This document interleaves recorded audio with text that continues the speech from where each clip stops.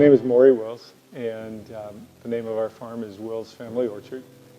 And we own 62 acres here, and it's a diverse farm that includes apple trees, pumpkins, strawberries, peach trees, and a variety of other products that we grow, including flowers and sunflowers. As we got more into this, when we planted the apple trees, and then about 1997 we started selling apples, and then as we were doing that, we were also growing products for the family, including pumpkins. And then one day, when a couple of ladies came to buy apples, they said, "Are we seeing pumpkins back there behind the house?" And we said, "Yeah." And they said, would you mind if we picked some and bought some pumpkins?" And we said, "Sure, that would be fine." And so that really kind of triggered the whole process. We started thinking, well, maybe we could put in more pumpkins next year and put up a sign and that kind of thing. So that's how we started to get involved in something other than just growing a food crop. For us and for others that have maybe apple orchards or you pick pumpkin patches, that kind of thing, is one of the opportunities would be to diversify, continue to diversify.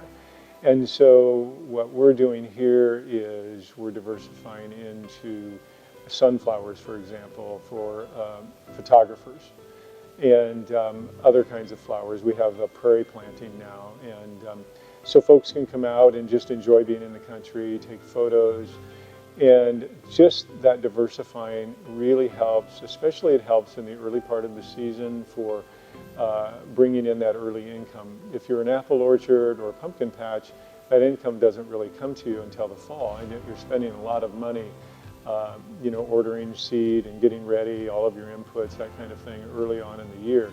One of the good piece of advice that I got early on when I talked with an owner of a successful apple orchard was, find what you really want to do, what you really want to grow, make that your anchor, and then diversify around that anchor. You can add other things. And so we consider our operation to be, the anchor would be the apple orchard, and then pumpkin would be next to that. And then we've added on pieces and parts. So I think it's good to, for your own identity of who you are and how you present yourself to the public, to really anchor yourself in one or two kinds of things that you do or products that you grow, and then move on from there.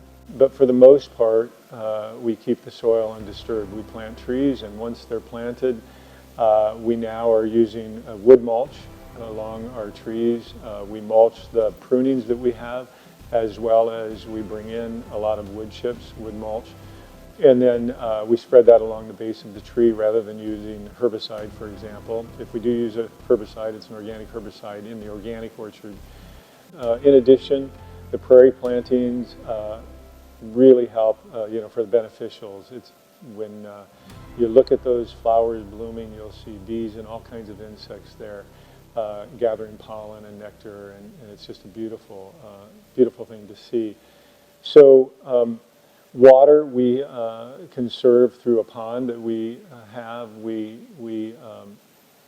had to enlarge our pond. Again, we're always in a mode of increasing capacity here for one reason or another.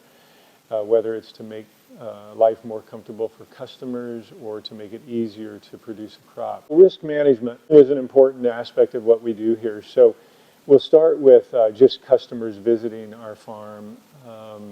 We're trying to be very aware of customer needs all of the time, and so you have a lot of cars. We have a lot of cars coming and going, and so we have individuals who help, assist in parking cars and making sure that people get in and out safely, watching children, those kinds of things.